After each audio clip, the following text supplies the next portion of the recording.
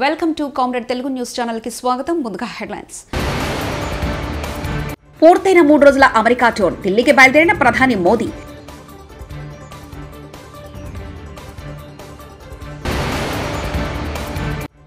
సనాతన ధర్మంపై ఇష్టం వచ్చినట్లు మాట్లాడితే ఊరుకునేది లేదు పవన్ కళ్యాణ్.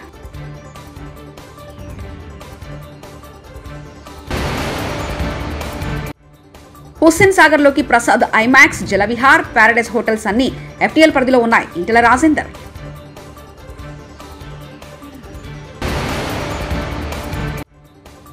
హైడ్రా వల్ల రోడ్డు మీద పడ్డారు పేదలు. ఎవరైతే ఉన్నారో వారందరికీ వెంటనే డబుల్ బెడ్రూమ్ ఇల్లులు ఇవ్వాలి కేటీఆర్.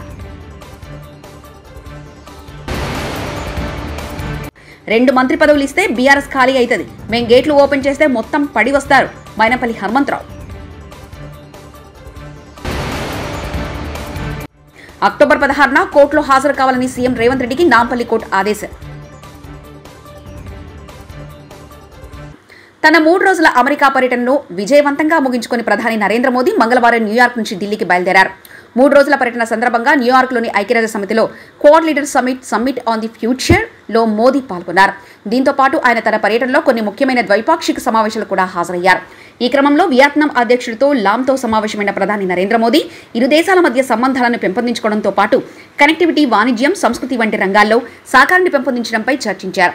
అక్టోబర్ 16న కోర్టులో హాజరు కావాలని సీఎం రేవంత్ రెడ్డికి నాంపల్లి కోర్టు ఆదేశాలు జారీ చేసింది. నాంపల్లి కోర్టులో ఓటుకు నోటు ఈడీ కేసు విచారణ. నేటి విచారణకు ముత్తైతో సహా మిగతా నిందితులు గైహాజరు. రేవంత్ రెడ్డి, ఉదయ్ సింహ, వేంకృష్ణ కీర్తన్, సండ్ర వెంకటవీరయ్య, సెబాస్టియన్ గైహాజర్.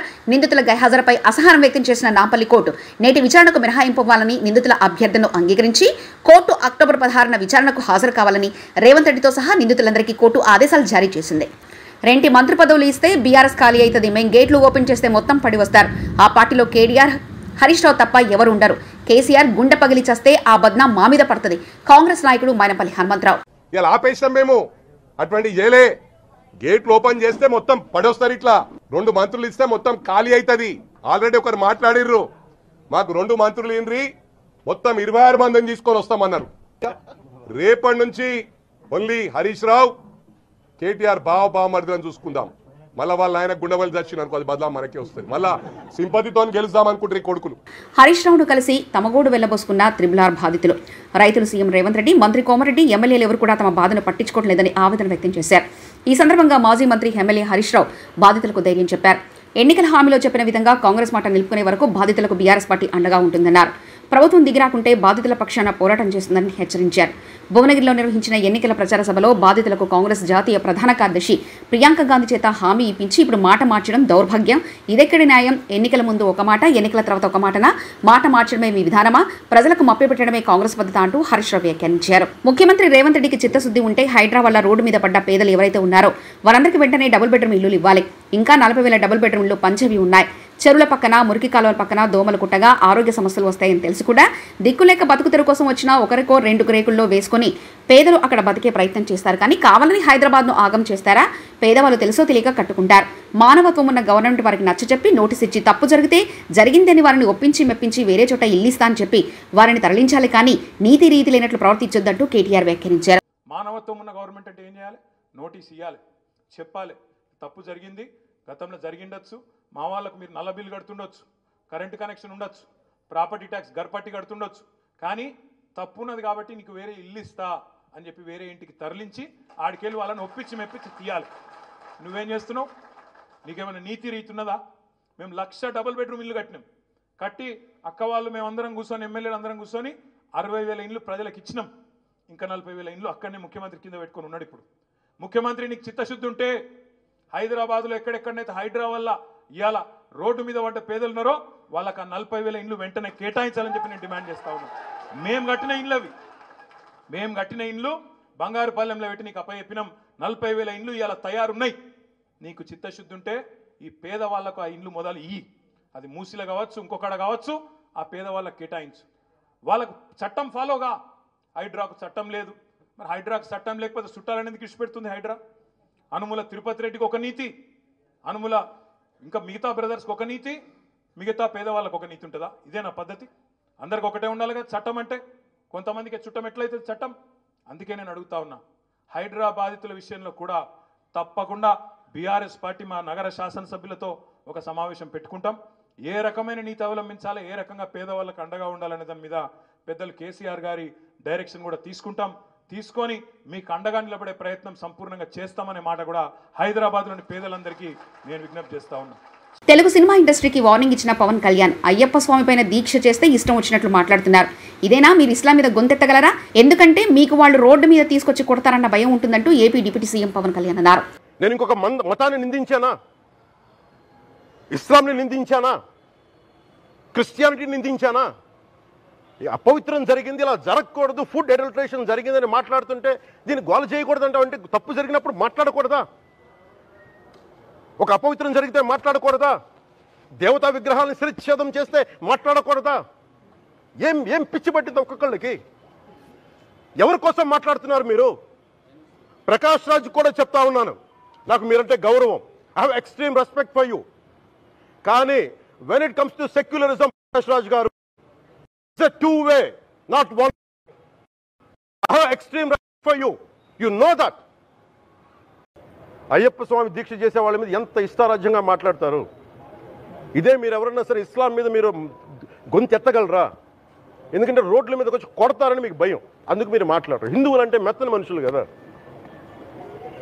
తోటి హిందువు కదా, మీరు ఏదైనా మాట్లాడచ్చు. మీకు నమ్మకాలు లేకపోతే మీరు ఇంట్లో కూర్చోండమ్మా. మీకు నమ్మకాలు లేకపోతే ఇంట్లోంచి బయటికి రాకండి, మమ్మల్ని ఏం అనకండి. మేము ఎలా పూజా విధానం ఎలా చేస్తాం, అలాగే ముఖ్యంగా ఫిల్మ్ ఇండస్ట్రీ కూడా నేను తెలియజేస్తా ఉన్నా. దీని మీద మీరు మాట్లాడితే మద్దతుగా మాట్లాడండి, లేదంటే మౌనంగా కూర్చోండి. అంతేగాని మీ మాధ్యమాల ద్వారా అపహాస్యం చేస్తే మటుకు ప్రజలు మిమ్మల్ని ఎవరు క్షమించరు. ఎందుకంటే చాలా డీప్ పెయిన్ ఇది. మీరు లడ్డు మీద జోక్లు వేస్తున్నారు. నేను ఒక సినిమా ఫంక్షన్లో కూడా చూశాను, laddu is a sensitive issue అని. Don't you ever say that. Don't you ever try dare to say that please. హైదరాబాద్లో హైడ్రా, పాలకుర్తిలో పెడ్రా కావాలి. ఎమ్మెల్యే యశస్విని రెడ్డి. హైడ్రా రావాలంటున్నారు పాలకుర్తిలో. తప్పకుండా ఇక్కడ ఎక్కడెక్కడ ఎవరెవరు ఏమేమి భూ కబ్జాలు చేసిండ్రో, ఇంకా ఎక్కడ ల్యాండ్ అక్రమంగా తీసుకున్నారో అన్ని కూడా బయటకు వెళ్తాయి. హైడ్రా మరి మన వేరే ఎమ్మెల్యే గారు కూడా హైడ్రా కావాలన్నారు. అదేవిధంగా శంషాబాద్ ఎయిర్పోర్ట్ నుంచి తిరుపతి వెళ్లాల్సిన ఎయిర్ ఇండియా విమానంలో టెక్నికల్ సమస్య. ఉదయం 6:30 హైదరాబాద్ నుండి తిరుపతి బయలుదేరిన ఫ్లైట్ విమానంలో సాంకేతిక సమస్యను గుర్తించిన పైలట్ టేకాఫ్ అయి వెళ్తున్న విమాన మార్గమధ్యంలో ఒంటిమిట్ట వరకు వెళ్లి తిరిగి శంషాబాద్ ఎయిర్పోర్ట్లో అత్యవసరంగా ల్యాండింగ్. 2 గంటల నుంచి ఇప్పటివరకు తమరు పట్టించుకున్న నాదుడే లేదంటూ ఎయిర్పోర్ట్లో ప్రయాణికులు ఆందోళన వ్యక్తం చేశారు.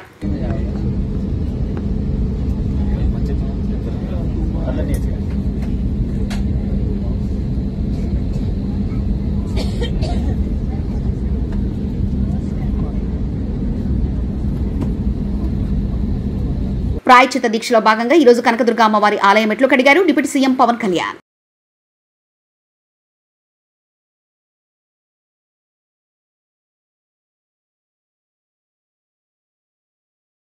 ప్రధానికి రాసిన లేఖలో జగన్ రెడ్డి పచ్చి అబద్ధాలు. Containing ghee that reaches the temple should be accompanied by a certification as to the purity of the ghee and quality of the product from agencies that are accredited by the NABL. Further, at the temple, 3 samples are obtained from every tanker and the same are tested, and only after the 3 samples passes the test would the ghee be allowed to be put to use. అంటే అతను ఏం justification చేస్తున్నా అంటే మొత్తం టెస్ట్లన్నీ అయిపోయినాయని. అక్కడ adulteration test చేయలేదు. Adulteration test లేకుండా adulteration test ఎట్లా చేస్తారండి మీరు? అందులో మీరు చూస్తే అక్కడ చేసేది ట్యాంకర్ ద్వారా వచ్చినప్పుడు ఆవు నెయ్యితో పాటు తేమ, బీట్రో రిఫ్రాక్టోమీటర్ రీడింగ్, కొవ్వు ఆమ్లం, ఆర్ఎం విలువ, పౌడైన్ పరీక్ష, మినరల్ ఆయిల్ కోసం పరీక్ష, అదనపు రంగు కలిపారా, melting point, rancidity, milk fat, Polenske వంటి ప్రాథమిక అంశాలు మాత్రం చేస్తారు. అడల్ట్రేషన్ చేయాలంటే NABL అక్రిడిషన్ ఉండాలి, ఆ ల్యాబ్ కి వెళ్ళాలి.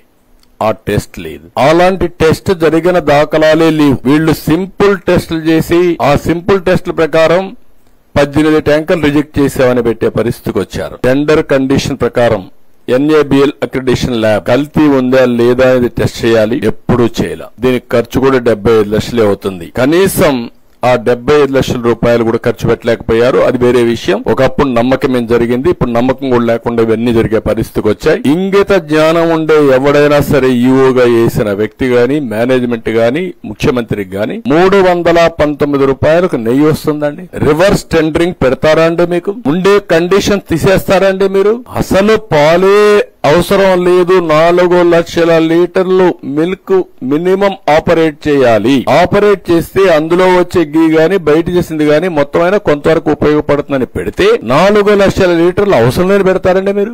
250 కోట్ల రూపాయలు టర్న్ ఓవర్ అవసరం లేని పెడతారండి మీరు? 3 ఏళ్లలో 1 ఇయర్ సరిపోతుందని పెట్టే పరిస్థితికి వచ్చారు. 3 ఏళ్లలో 1 ఇయర్ 250 అంటే 3 ఏళ్లలో 1 సంవత్సరం 150 కోట్లను పెట్టే పరిస్థితికి వచ్చారు. 12 టన్నులు అంతమంది పెడితే దాన్ని 8 టన్స్ తగ్గించేసే పరిస్థితి. అసలు అన్ని కండిషన్స్ డైల్యూట్ చేసేసి ఈ రోజు మొత్తం ఈ వ్యవస్థని భ్రష్టు పట్టే పరిస్థితి వచ్చి హుస్సేన్ సాగర్ లోని Prasad IMAX, Jalavihar, Paradise hotel అన్ని FTL పరిధిలో ఉన్నాయి. వీటిని కూల్చేద్దాము రేవంత్ కింద సామాన్యులు రూపాయి పోగేసుకుని కట్టుకున్న ఇండ్లు కూలగొట్టి వారి కడుపులో మట్టి కొడుతున్నావంటూ బీజేపీ ఎంపీ ఈటెల రాజేందర్ వ్యాఖ్యానించారు. నువ్వు అక్వైరీ చేసి 10 లక్షల రూపాయలకు అక్వైరీ చేస్తున్నావు. ఏదో ఒక అక్వైరీ చేయాలి కదా. నువ్వు అక్వైరీ చేయకుండా నీ తాత జాగీర్ లాగా నువ్వు ఇవాళ వచ్చి ఇవాళ మొత్తం కూలగొడతా, నీవే ఇవాళ కొత్తగా పుట్టొచ్చినట్టుగా, నువ్వే కొత్తగా ముఖ్యమంత్రి అయినట్టుగా, అంతకుముందు ప్రభుత్వాలు లేనట్టుగా, అంత ప్రభుత్వాలకు ఈ ఎకలాజికల్ బ్యాలెన్స్ గురించి లేకపోతే ఇతరత్వ గురించి ఆలోచించిన మాట్లాడే మాటలు థర్డ్ క్లాస్ మాటలు ఇవి.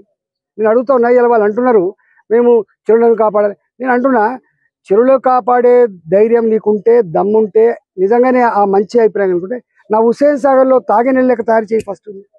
ఇవాళ హైదరాబాద్ లో ఉన్న అన్ని చెరువులు పంట పొలాలకు నీళ్ళెచ్చులు కాక అవన్నీ కూడా మురికి కూపాలుగా మారిపోయినమాట వాస్తవమా కాదా?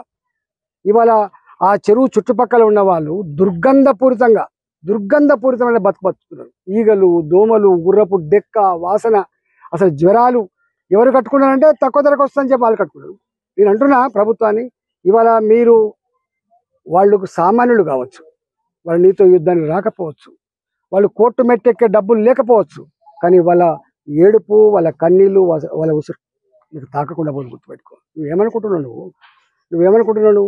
ఇలా ఏ ఉపాధి కల్పిస్తా అని చెప్పినవో, పేదలకు అండగా ఉంటా అని చెప్పినవో, పేదల బతుకుల్లో వెలుగు నింపుతా అని చెప్పినవో, నువ్వు అనేక రకాల హామీలు ఇచ్చినవో, ఇలా మహిళలకు 2,500 రూపాయలు ఇస్తా, భూమి లేని వాళ్ళకు 12,000 రూపాయలు ఇస్తా, నేను ఇది ఇస్తా ప్రగల్భాలు పలికినావు. ఇచ్చుడు పక్కకు పెట్టు. నీ పెన్షన్లు, నీ బియ్యం కార్డులు, నీవన్నీ పక్కకు పెట్టు.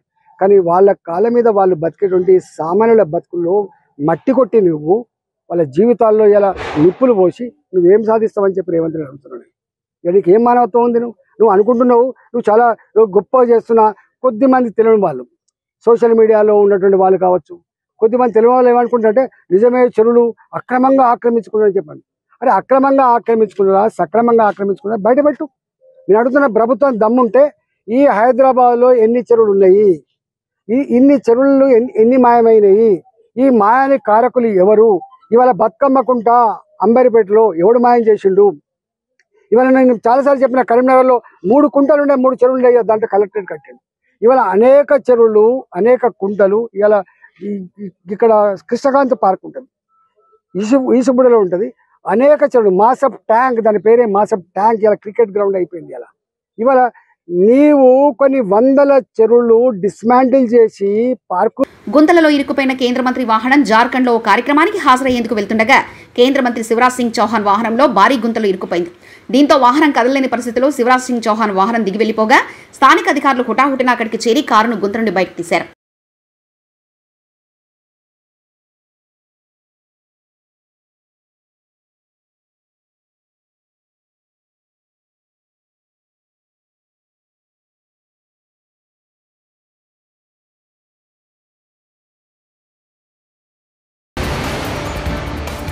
పూర్తయిన 3 రోజుల అమెరికా టూర్, ఢిల్లీకి బయలుదేరిన ప్రధాని మోదీ.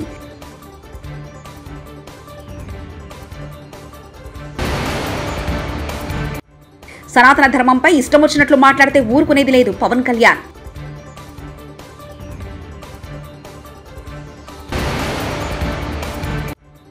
హుస్సేన్ సాగర్ లోకి Prasad IMAX, Jalavihar, Paradise hotels అన్ని FTL పరిధిలో ఉన్నాయి. ఈటెల రాజేందర్.